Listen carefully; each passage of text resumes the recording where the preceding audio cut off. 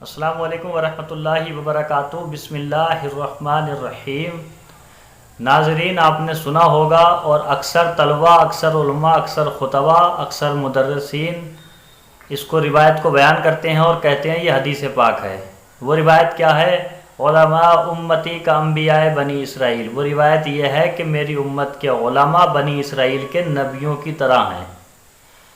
اس کو حدیث کہہ کر کے بیان کیا جاتا ہے۔ یہ کہا جاتا ہے کہ حدیث پاک میں پیارے آقا صلی اللہ تعالیٰ علیہ وسلم نے ارشاد فرمایا، علماء امتی کا انبیاء بنی اسرائیل، میری امت کے علماء بنی اسرائیل کے نبیوں کی طرح ہیں۔ اب یہ روایت صحیح ہے، یہ حدیث صحیح ہے یا یہ حدیث بے اصل ہے، من گھڑت ہے، اس کی تحقیق کرتے ہیں۔ اس کی تحقیق کرنے سے پہلے میں آپ کو کچھ باتیں بتاتا ہوں کہ بنی اسرائیل کون سی قوم ہے۔ تو بنی اسرائیل حضرت عیسیٰ علیہ السلام کی قوم ہے۔ اس قوم کے اندر 1300 نبی تشریف لائے۔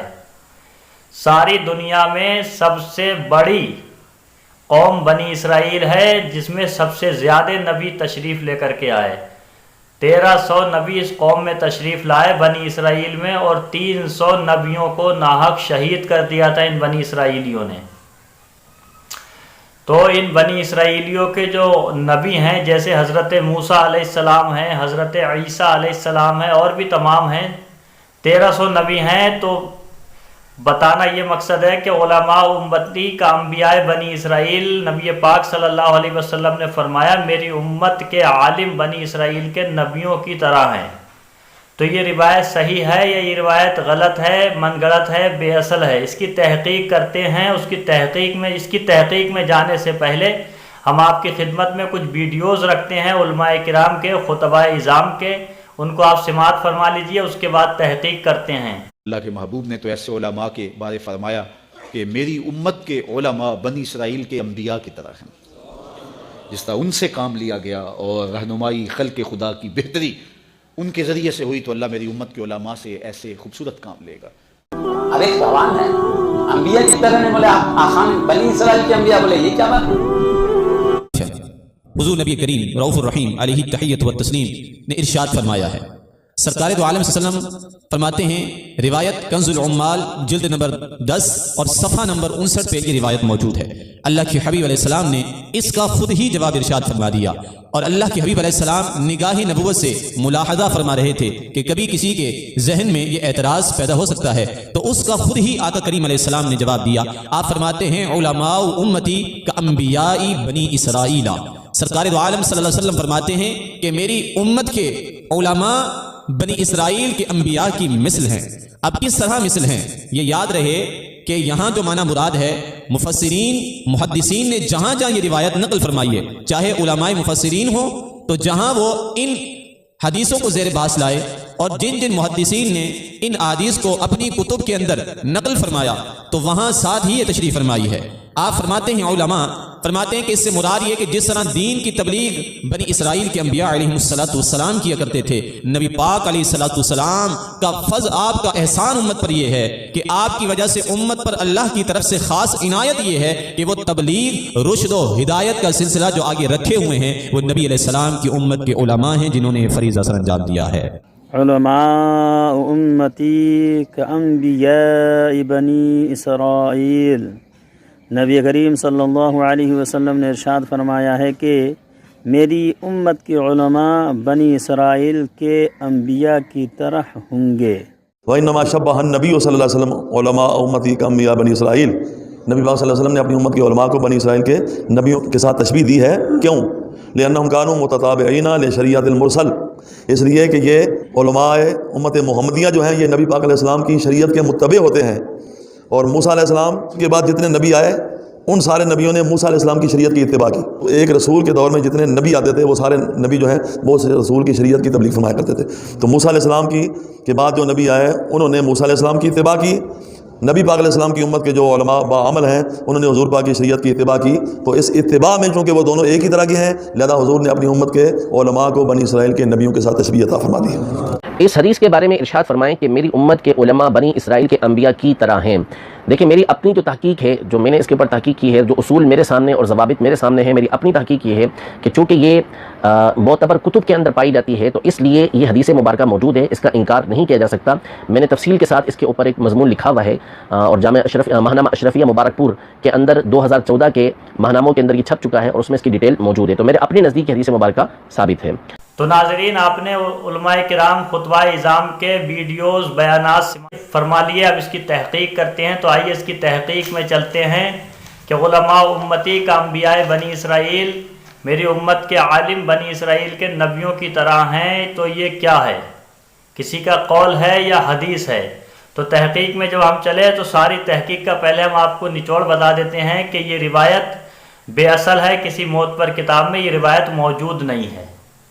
اب آئیے تحقیق کرتے ہیں۔ علامہ ملا علی قاری نے اپنی کتاب المصنوع فی المعرفۃ الحدیث الموضوع کے اندر اور الاسرار المرفوعہ فی الاخبار الموضوعہ کے اندر فرمایا علماء امتی کا انبیاء بنی اسرائیل لا اصل لہو، یعنی میری امت کے عالم بنی اسرائیل کے نبیوں کی طرح ہیں، اس کی کوئی اصل نہیں۔ آگے فرماتے ہیں کما قالا دمیری و زرکشی و اسقلانی، ایسا ہی علامہ دمیری نے، علامہ زرکشی نے اور علامہ اسقلانی نے فرمایا، یعنی اس کی کوئی اصل نہیں۔ اس کا آپ نے ملاحظہ کر لیا۔ اب دوسری کتاب لے کر چلتے ہیں۔ علامہ شوقانی ہیں، انہوں نے الفوائد المجموعہ فی الاحادیث الموضوعہ میں لکھا ہے العلماء ورثۃ الانبیاء، علماء امتی کا انبیاء بنی اسرائیل۔ آگے فرماتے ہیں قال ابن حجر و زرکشی لا اصل لہو، فرماتے ہیں میری امت کے عالم بنی اسرائیل کے نبیوں کی طرح ہیں۔ ابن حجر اور زرکشی دونوں علماء نے فرمایا کہ اس کی کوئی اصل نہیں ہے۔ اور آگے چلتے ہیں۔ علامہ عجلونی علیہ رحمہ اپنی کتاب کشف الخفا میں فرماتے ہیں علماء امتی کا انبیاء بنی اسرائیل قال السیوطی فی الدرر لا اصل لہو وقال فی المقاصد قال شیخنا یعنی ابن حجر لا اصل لہو وقبلہ الدمیری و زرکشی وزاد بعضهم لا یعرف فی کتاب معتبر۔ مطلب یہ ہے کہ علامہ عجلونی اپنی کتاب کشف الخفا میں فرماتے ہیں علماء امتی والی حدیث پہ کہ علامہ سیوطی نے درر میں فرمایا اس کی کوئی اصل نہیں ہے، اور مقاصد میں کہا ہے جیسا کہ ہمارے شیخ یعنی ابن حجر اسقلانی نے فرمایا کہ اس کی کوئی اصل نہیں ہے۔ اور اس سے پہلے علامہ دمیری، علامہ زرکشی نے اور بھی ان کے علاوہ بہت سے لوگ علماء نے فرمایا کہ کسی معتبر کتاب میں ہم نے اس کو نہیں دیکھا۔ ان محدثین کی تحقیق سے پتہ چلا کہ یہ بے اصل بات ہے، اس کی کوئی اصل نہیں۔ اور آگے ملاحظہ فرمائیں، علامہ جلال الدین سیوطی اپنی کتاب الدرر المنتظرہ فی الاحادیث المستشرہ میں فرماتے ہیں علماء امتی کا انبیاء بنی اسرائیل لا اصل لہو، یعنی اس حدیث کی کوئی اصل نہیں ہے۔ حافظ عراقی سے اس روایت کے بارے میں سوال کیا گیا تو انہوں نے کہا کہ اس کی کوئی اصل نہیں ہے، نہ ہی سند، ان الفاظ کے ساتھ۔ البتہ علماء ورثۃ الانبیاء یہ حدیث صحیح ہے۔ علماء امتی کا انبیاء بنی اسرائیل یہ روایت غیر معتبر ہے۔ العلماء ورثۃ الانبیاء یہ روایت صحیح ہے۔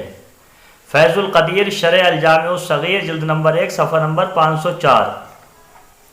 البتہ العلماء ورثۃ الانبیاء کو ابو داؤد، ترمذی اور احمد وغیرہ نے روایت کیا ہے، یعنی العلماء ورثۃ الانبیاء عالم نبیوں کے وارث ہیں، یہ حدیث ثابت ہے۔ لیکن علماء امتی کا انبیاء بنی اسرائیل یہ حدیث ثابت نہیں ہے، روایت ثابت نہیں ہے۔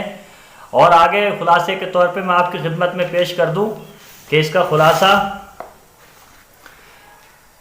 تمام محدثین مثلا ابن حجر اسقلانی، امام زرکشی، امام دمیری، امام سیوطی، امام سخابی، علامہ طاہر پٹنی، علامہ ملا علی قاری، عجلونی، محمد بن درویش، قاضی شوقانی، امیر مالکی نے تصریح کی کی اس حدیث کی کہ لا اصل لہو، کہ اس حدیث کی کوئی اصل و سند نہیں۔ ائمہ فن کی اس تصریح و تحقیق کی روح سے یہ بے اصل اور بے سند روایت ہے۔